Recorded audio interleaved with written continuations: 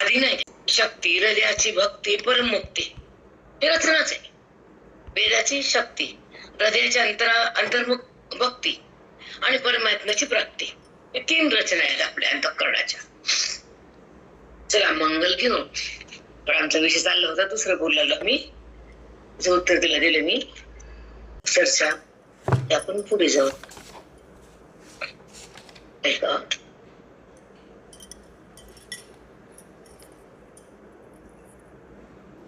पर्यंत सकाळी आपण तरंग पहिली हेडिंग सुरू केली आणि त्यामध्ये भामतिकार, अद्वैत सिद्धी, विवरण, मधुसूदन सरस्वती, प्रकाशात्मक वाचस्पती इत्यादी पंडितांनी लिहिलेले आहेत. या सर्व ग्रंथाचे सार मनात घेऊन ज्या संस्कृत कळत नाही त्याच्याकरता जरूर. माऊली आवाज येतोय का? हो येतोय.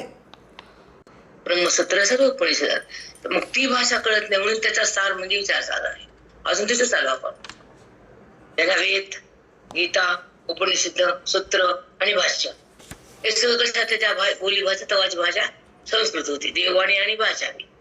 मग ते कळत नाही म्हणून पंडित संत येते त्यांचा अवतार झाला. मग त्यांना तो सार काढण्यासाठी आणि बुद्धीला एक आधार अध्यात्माचा देण्यासाठी त्यांना मराठी भाषेमध्ये पंडित निश्चलदाजी हरभरे महाराज, ते तिकडच्या प्रांतात जन्मले, आपल्याकडचे नाहीत, ते युपी वगैरे आहेत तिकडे. तर त्यांना सगळं ती संस्कृतचं अवलोकन करून त्या भाषेचा सार काढला सगळ्या ग्रंथाचा आणि त्याच्यातून विचार सगळं तयार केला. त्या अर्थ ते पंडित निश्चलदाजी हरभरे महाराज. आता एक त्यांचे बहुतेक सर्व भाषेत भाषांतर झाली. हरभरे यांनी मराठीत भाषांतर केले. विचारसागर हा ग्रंथ वेदांत विषयावर संस्कृत प्राकृत ग्रंथात योग्य प्रवेश करून देणार आहे. विचारसागर हा ग्रंथ संस्कृत आणि प्राकृत म्हणजे ज्ञानेश्वरी, संस्कृत म्हणजे गीता, ह्याच्यामध्ये बुद्धीचा प्रवेश होतो हे शिकल्यावर. मला नेहमी सांगत होते की तुमचा प्रक्रिया ग्रंथ कमी आहे म्हणून तुम्हाला आम्हाला जाता येत नाही, व पूर्ण तुम्हाला पोहोचवता येत नाही, कारण काही भाषा कळत नाही तुम्हाला ग्रंथाची. म्हणून त्या प्राकृत आणि संस्कृत भाषेत बुद्धीचा प्रवेश होईल आणि त्या बुद्धीने त्या भाषेत प्रवेश करून ज्या त्या ग्रंथाने सांगितलेलं ते तुम्हाला बुद्धीला जाणता येईल. आणि जेव्हा बुद्धी जाणल तर ब्रह्मस्वरूप बनेल. देहाचा संबंध संपेल तिथं. जेव्हा बुद्धी ब्रह्मा स्वरूपाला प्राप्त होती तर जडातून बाजूला होती. पण जडातच आहे का तिथं आहे ती जाणीव जास्त असते. बुद्धी कुठं आहे याच्या त्याच्या अंतःकरणाची अवस्था आहे. पण ह्या ग्रंथामुळं बुद्धी देहाला सोडायला तयार होते आणि सुट्टी देहातून. हा त्याचा फल आहे. या ग्रंथाचं फल काय आहे? बुद्धी अज्ञानामुळे जडामध्ये असते, देहात असते. पण हे ज्ञान झालं, विचार ग्रंथाचा पाया झाला मजबूत, तर ते जडात थांबत नाही, जडाचा संबंध राहत नाही. 2 गोष्टी, जडात थांबत नाही, जडाचा संबंध राहत नाही आणि ती ईश्वर असून भिन्न होत नाही. ईश्वर शब्द असतात ना, अनमोल असतात. जेव्हा ते हृदयात साठतात हवे तर ते पवित्र होतं आणि मोक्षाला ते पात्र होतं. 2 गोष्टी, पवित्र आणि पात्र. कळालं का? पवित्र धर्मशास्त्र आहे, पात्र अधिकारी. अधिकार ह्या ग्रंथाने येतं आणि पवित्र धर्मशास्त्राने येते. कळालं? धर्मशास्त्रापूर्व मीमांसा आहे आणि पात्रता आणणारा वेदांत शास्त्र उत्तर मीमांसा आहे. उत्तर मीमांसामध्ये आपण जास्त राहत नाही, जात नाही, कारण ते झेपत नाही. हे तितकंच खरं आहे. वाचायला, समजायला, बोलायला वेगळं, पण तिची जी पात्रता येते उत्तर मीमांसाची म्हणजे ज्ञानकांड, ती फार अवघड आहे. ज्ञानाची परिसीमा ओलांडणं आणि अज्ञान समाप्त करणं आणि अंतःकरण भगवंतात एकरूप होणं आणि ब्राह्मी स्थिती भोगणं सहज नाहीये, सोपे नाही. म्हणून वेदांताच्या त्याचं अनुकरण करताना मौलिक ज्ञानावर आहे ना, वेदांत कुसरी विरळा जाणे, अद्वैत कुसरी. कारण अद्वैत हे ज्ञान एखाद्याला जपतं, द्वैत हे सगळ्याला जमतं. द्वैत हे भक्ती हे सगळं करतात, सामान्य सगळ्याला भक्ती असतेच एक संस्कार रूपाने. पण भक्तीमध्ये भेद आहे, तो भेदाचा नाश अभेदान आहे.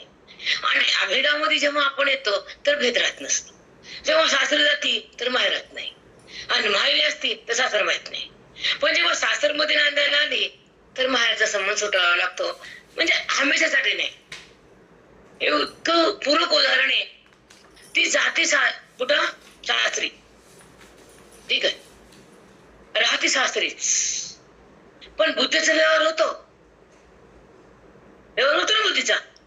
मुक्त झाल्यानंतर अज्ञान संपल्यानंतर वृत्तीच्या द्वारे होणारा व्यवहारात असतो.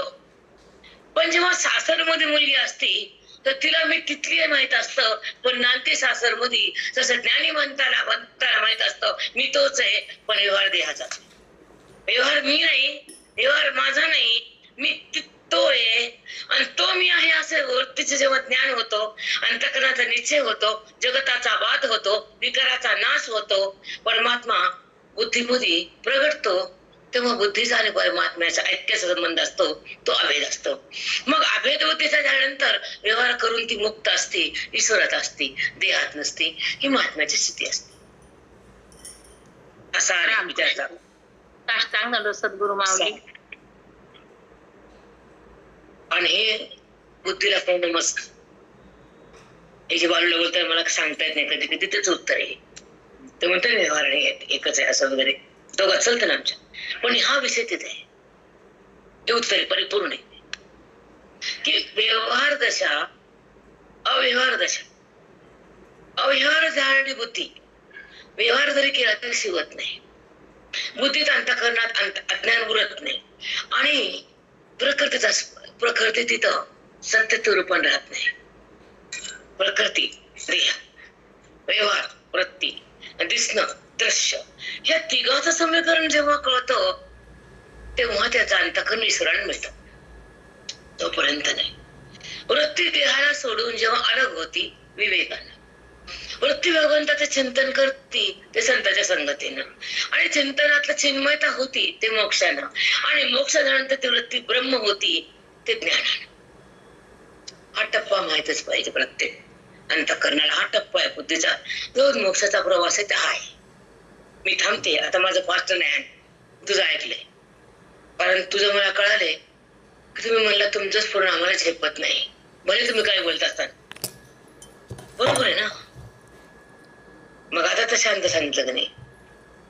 मग आता हे तुम्हाला मी ते 4 वाक्य दिले, आपण ते 4 वाक्याचे म्यूट पहा. म्यूट. माझं नाही. जर कर्म केलं तर पाप लागणार नाही, पुण्य होणार नाही. कारण अकर्ता भावामध्ये जे तो तयार होते वृत्ती, तर ते अकर्ता असते तेव्हा मोक्ष असतो, आणि करता असतो तेव्हा भेद असतो, आणि भेदामध्ये माग अज्ञान असतं, अज्ञानामुळे जीवभाव असतो, आणि जीवभावामुळे जन्म मृत्यूचा संबंध असतो. आणि जन्म मृत्यूची उपाधी तुम्हाला सर्वसदा तुम्हाला सोबत करते, आणि त्या मनाला देहाचा संबंध करून देते, आणि मन देहाला माझं म्हणताच बेजार होतं, पण मन देहातून अलग होतं ते शांत होतं, निवांत होतं, एकांतात जातं, राम बनतं निवांत. तोपर्यंत नाही. म्हणजे असं आकलन झाल्याशिवाय तिला तरी सावध होत नाही ना. तोपर्यंत बुद्धी सावध कशी होईल? तिला सावध पण आहे का? नाही. मग जरा असं ऐकून जेव्हा ती एकदम त्या स्वरूपाकडे जाण्यासाठी आगमन करते की ब्रह्मस्वरूपाकडे ती जाते, कारण ज्ञानाची स्थितीच तशी आहे.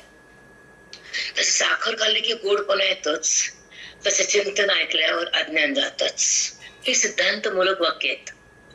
तोंडात साखर टाकले तर गोडपणा येतो, तसं वेदांत ऐकल्यावर बुद्धीला ब्रह्मभाव जागा होतो. सुंदर चिंतन विचारसागरचं.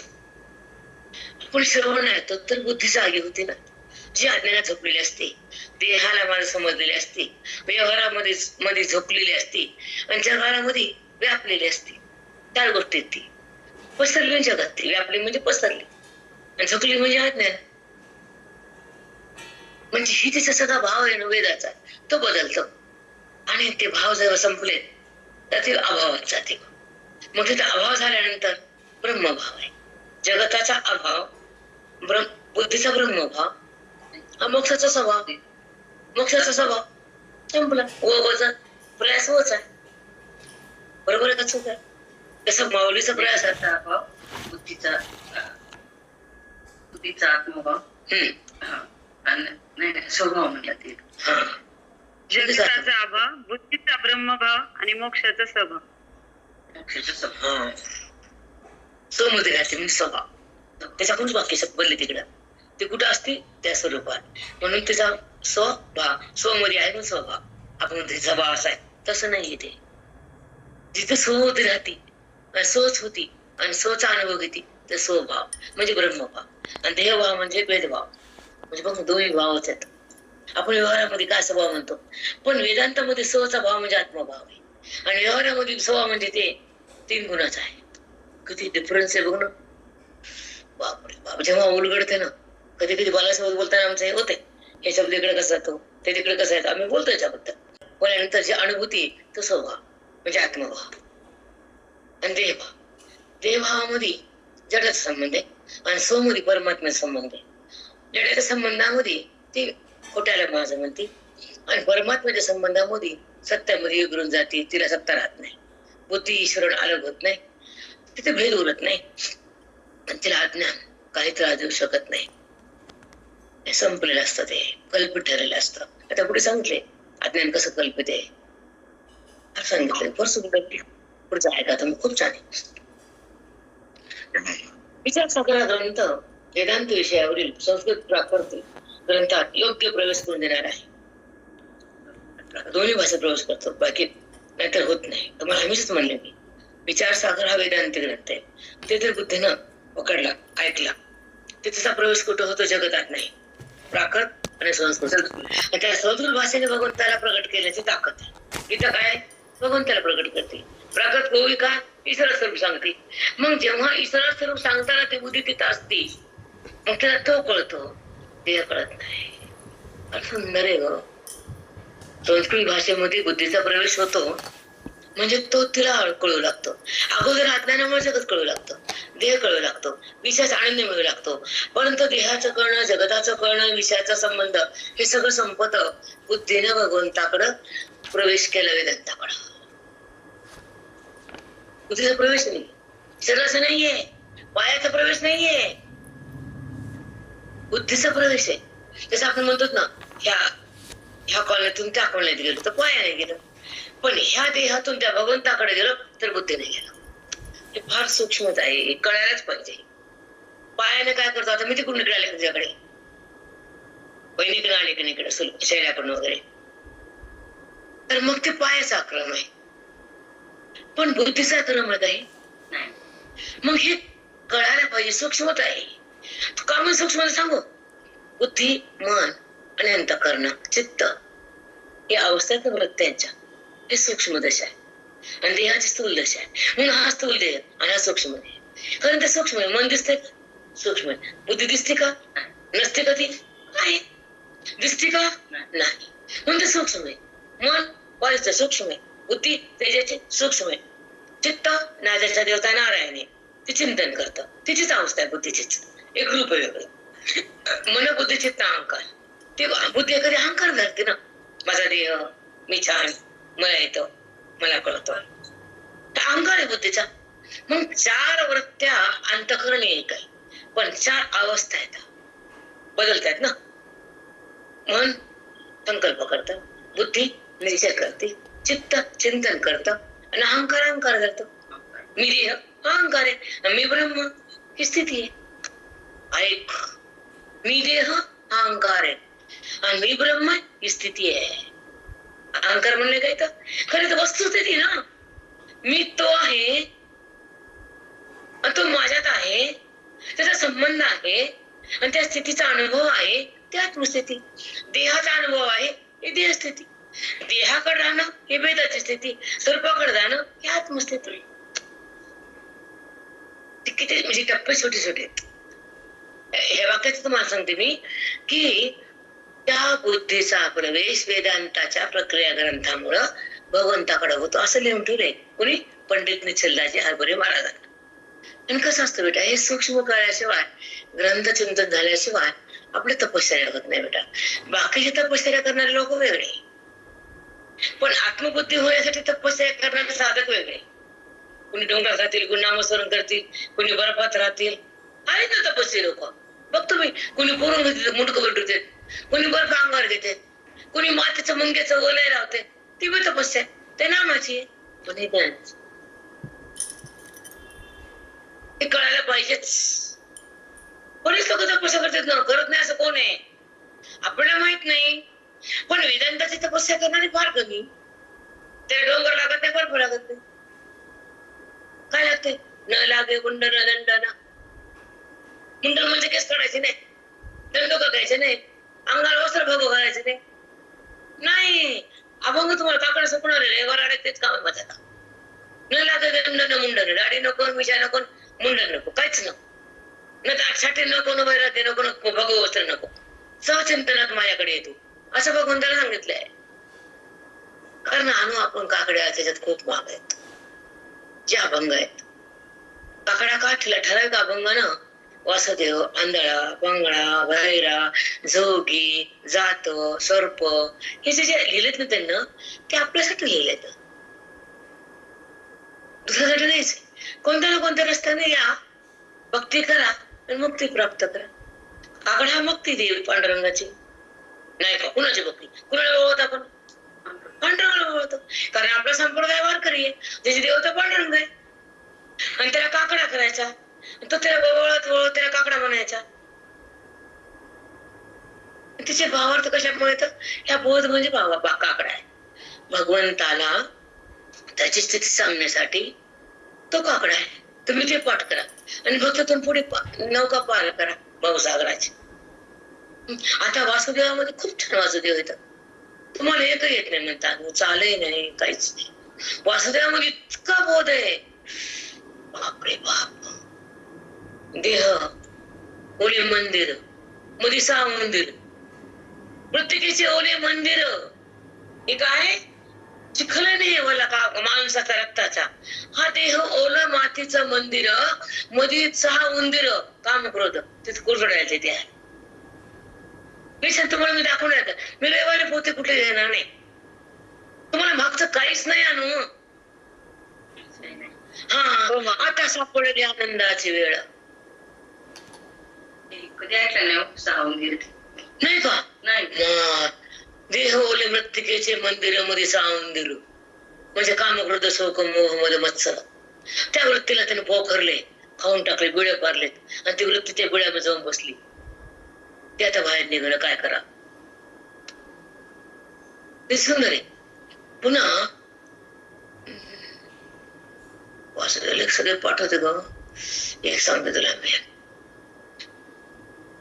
नका गुंतू विषय काम, तुम्ही आठवा मधुसूदना.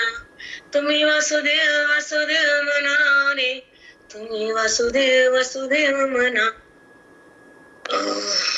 न लागे तीर्थाचे भ्रमण, न लागे दंड न मुंडन.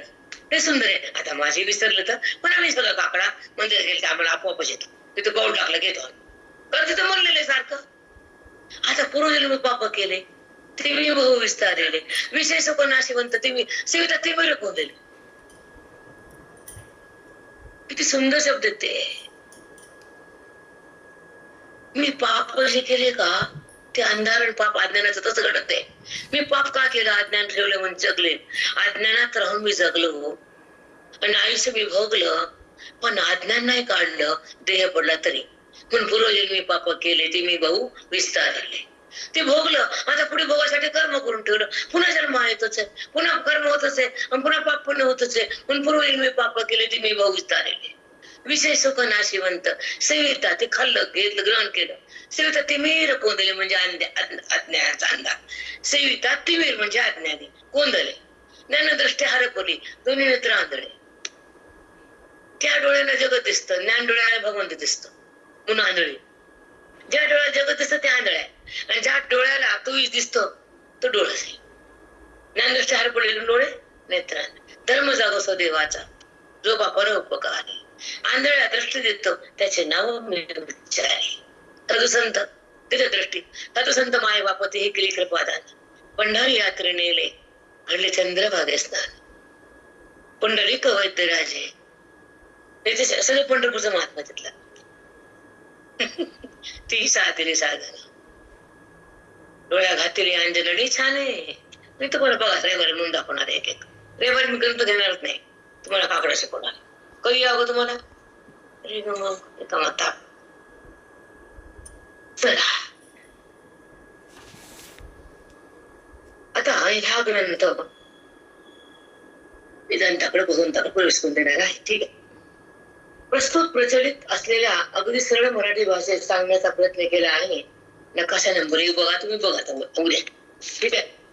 आता मी सोडणार आहे वस्तू मंगल सोडणारे ग्रंथ सोडणारे, कारण तुम्हाला 2-3 ग्रंथ सांगितलेले मी, त्याच्यामध्ये फार वाचून दाखवतो तुम्हाला कळते. आता मी विषय डायरेक्ट येते. मंगल सांगते तुम्हाला विचारसागर म्हणजे काय ते, त्यासाठी मंगल तुमची वाचूकच आता.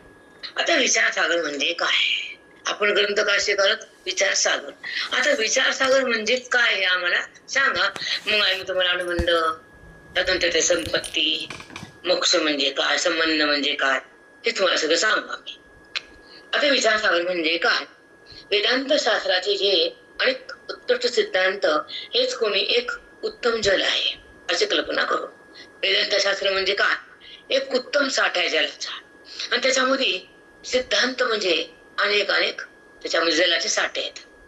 सिद्धांत म्हणजे साध्य काय आहे हे साधनेच्या द्वारे साध्यापर्यंत जा, ही साधना ज्ञानाची आहे, आणि सिद्धता भगवंताची आहे, प्राप्ती सुखाची आहे, अनुभूती त्या तत्वाची आहे, ऐक्यता त्या हरीची आहे, आणि भेट परमात्म्याची आहे या ग्रंथात.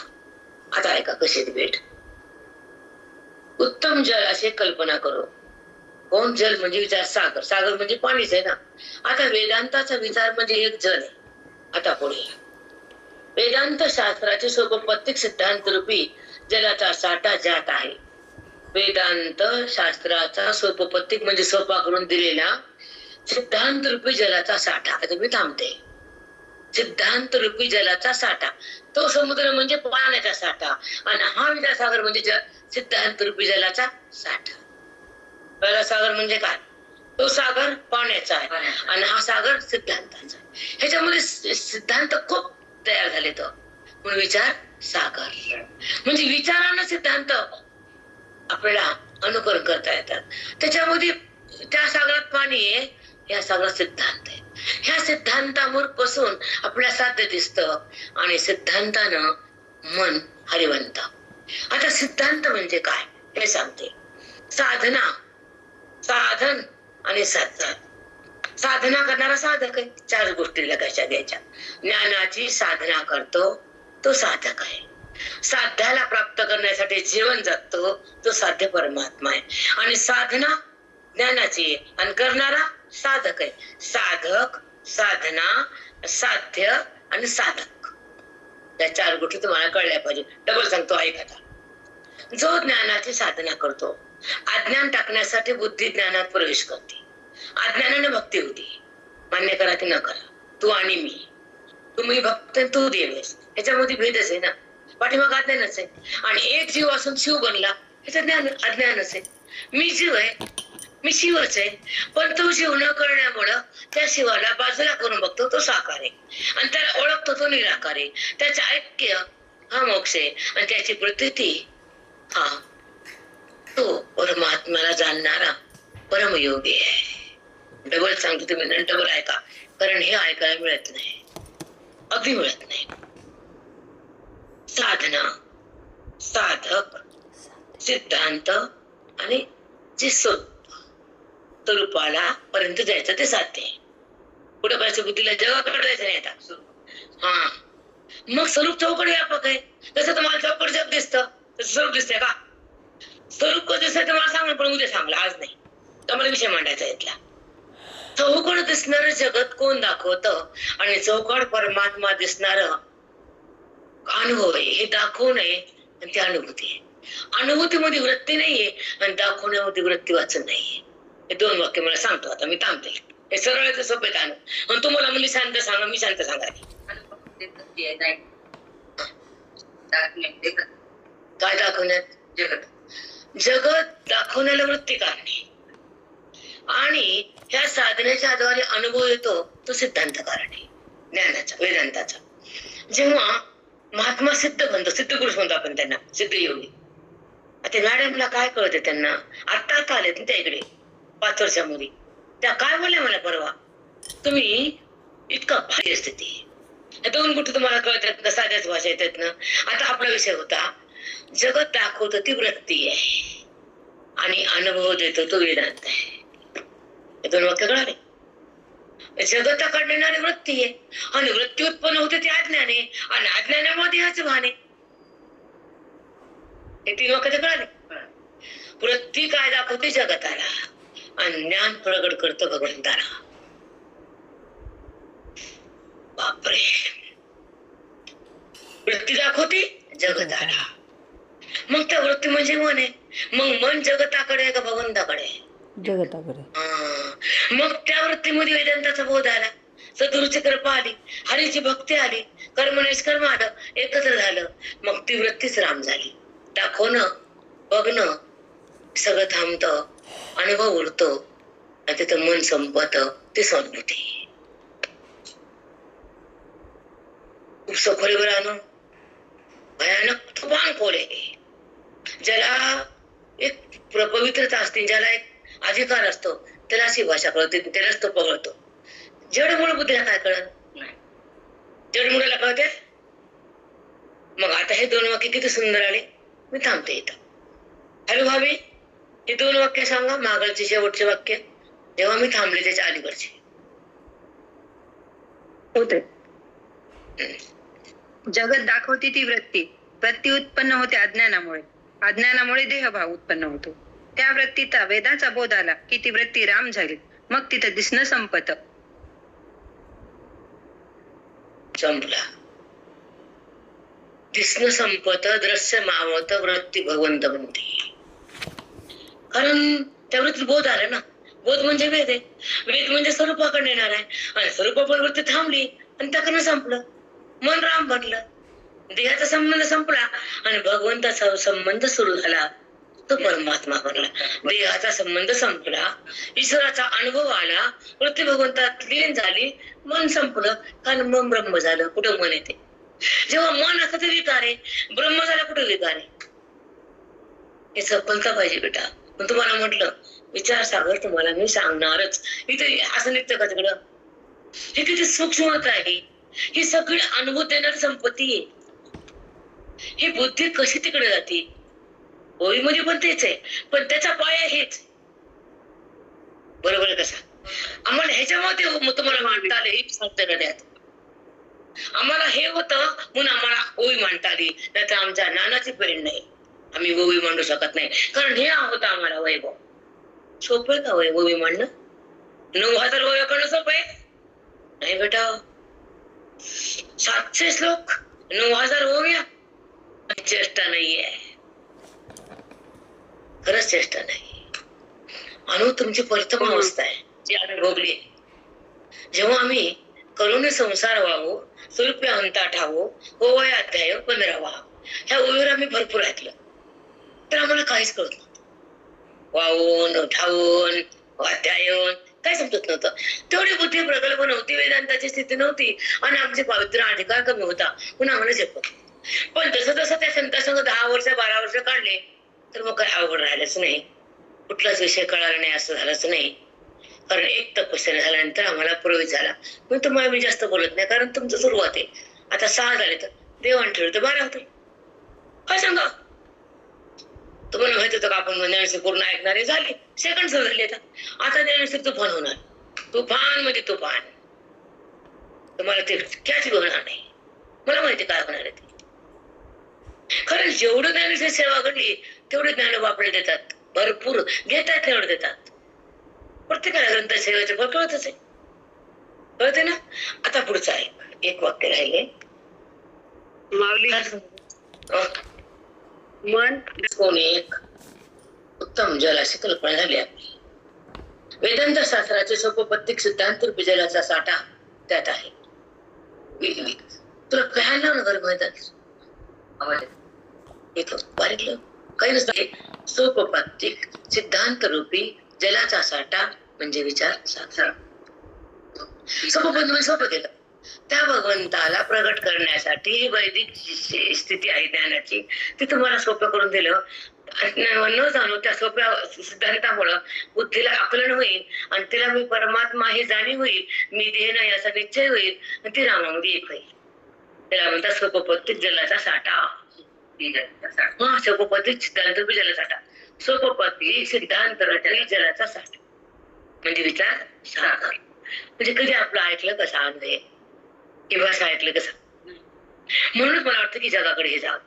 आम्हाला भक्तीला क्रॉस करत नाही, पण सतत तिथे राहणं म्हणजे ऑटोतच बसणं. जेव्हा ऑटो सोडलं तर एसटीत बसता येते. हे तुम्ही फक्त विचार करून बसत 10 मिनिटं विचार करायचा होता. जेव्हा आपण बस स्टँड वर जायचं ऑटो येतो, पण जेव्हा बस स्टँड दिसायला एसटी आपली लागली, आपल्या गावाचं नाव आहे त्या गाडीवर, तर ऑटो टाकून तर आपल्या नावाच्या गाडीवर बसायचं की ज्या मार्गाला जायचं ती पाटी आहे. तसं मोक्षाची पाटी आहे वेदांत शास्त्रात. आपण पटकन सोडतो ऑटो, गाडीत बसतो. तसं भक्तीतून निघतं मन ज्ञानाकडे येतं, कर्मातून सोडतं उपासनेत येतं, उपासनेला सोडतं ज्ञानात येतं, ज्ञानात येऊन ब्रह्म होतं. हे तुम्हाला टप्पे सोडावे लागतील ना. एका जागी बसताना आम्ही कसं बसू देऊ, आम्हाला कसं झेपते, कसं आवडेल? कर्मातच कर्मातच कर्मातच उपासना उपासना उपासना नाही. तसं पायऱ्या ओलांडत ओलांडत वरचं येतं, माडीचा प्रवेश येतो, दरवाजा दिसतो. मधल्या पायऱ्या दरवाजा दिसत नाही, पण पूर्ण पायऱ्या ओलांडल्यानंतर माडीचा दरवाजा दिसतो, तेव्हा माडी येते. बरोबर आहे का? मग पूर्ण पायऱ्या ओलांडल्यानंतर तुम्ही दरवाजा काढा ना, पुन्हा तुम्ही दिवस खालच्या पायऱ्या येतात, पुन्हा पायऱ्या ओलांडता, म्हणजे पुन्हा कर्म, पुन्हा उपासना, पुन्हा त्याचं अडकता तुम्ही. कर्माचा संबंध ठेवता, उपासनेमध्ये मन त्याला बघतंय हरीला, पण निर्गुणाला कुठं बघतंय? बघणारा आणि दिसणारा हे दोन आहेत. बघणारा बघतंय, दिसणारा भगवंतय. पण हे दोन का झालं तर वृत्तीमध्ये अज्ञानी म्हणून, एक का झालं ज्ञानी म्हणून. दोघांमध्ये तेच चैतन्य. म्हणजे लक्ष लक्षित होणं आणि जीव आणि शिव याची व्याख्या करणं आणि अंश अंशी भाव. हा जीव हा चैतन्याचा अंशच आहे, तो जीव हा जीव नाहीच आहे. पण जीव भाव असताना भक्ती आहे आणि जीव जशा जाणं ही मुक्ती. पण जीव जशा जाते ते ज्ञानानं, आणि जीव जशा येते ते वेदानं, आणि वेद होतो ते अज्ञानानं, आणि अज्ञान संपत राहतं ते ब्रह्मानं, आणि ब्रह्म संपतो ते संतानं, संत मिळतात ते ग्रंथ आपल्या पुण्यानं, आणि ग्रंथ करतात ते भाग्यानं. नक्कीच लागतो ग्रंथ कळायला. त्याच्या ग्रंथ बुद्धीला कसं कळते कळतच नाही. त्याचं बुद्धीचं भाग्य अंतःकरणाचं, तेच त्याला ग्रंथाची वैभव मिळतं आणि ते ग्रंथ त्या हृदयात येतात. असं तुला मी अभ्यास न करताना आम्ही सांगू शकते. आता आपोआप येते ते, त्याला द्यावंच लागतं वैभव ते. कारण जेवढं तपस्या झाली त्याच्या 1000 पट देव देतात, देतोच देव. आता कितीतरी आतून येते ना, तुम्ही पाहता रोज. आता काल सगळं पट्ट होते, मी अभ्यास करता का सकाळी किती आहे आपण सकाळी घेतलं चित्त. मी तर 12 पर्यंत मी गप्पा मारल्या, हसलो केवढं, 12:30 झोपला मी. ते म्हणतात नाही माझ्याशी वळायचं ते, चला त्याच्यापाशी. बरोबर आहे. आपण एखाद्या गावाला फिरलो मध्ये, तिला माहितच आपण आलो लग्नामध्ये, मग आपल्यामध्ये तिच्या तिथे आहे ती, तसं त्याला म्हणते हे मला घेते जगाला देते, म्हणून ते त्यांच्याकडे आपोआप येतात. म्हणून साधना खूप करावी आहे आता तरी, 50 नंतर तरी, हे आम्हाला वाटतं. आतापर्यंत नाही केलं ठीक आहे, तुम्हाला एक ओझं होतं, तुम्हाला एक मर्यादा होत्या, एक तुम्हाला बंधन होती, फक्त त्याची. आणि हे जर आपण ठाम केलं तर हे संपत्तीकडे जाता आलं, बाजूलाच होते. देव विसर पडतो, आपला जो वृत्तीचा चिट्टा तो संपवतो, वैराग्य आपल्या हृदयात देतो आणि आपल्याला हाताला धरून मोक्ष धामाकडे नेतो. हा हरी करतो आपलं काम, अनुभव घेऊन सांगते, तुला आलं बाजूला करतो. वैराग्य ते संसार चित्रातून बाजूला जातो, देहभाव हलक्या हलक्या कमी होतो, आणि असा क्षण येतो आत्मभाव प्रगटतो, जडभाव वृत्तीतून जातो, तो जीवात्मा परमात्माचा होतो. तेव्हा त्याचा व्यवहार कसा तरी झाला ते व्यवहार त्याचा राहत नसतो, कारण तो अव्यवहार स्थितीमध्ये असतो. व्यवहार बाधा करीत नाही ती जीवनमुक्ती, व्यवहार बाधा करते ती बद्धता. दोन गोष्टी फार सुंदर चिंतन विचार सागर, फार सुंदर. आता ऐका,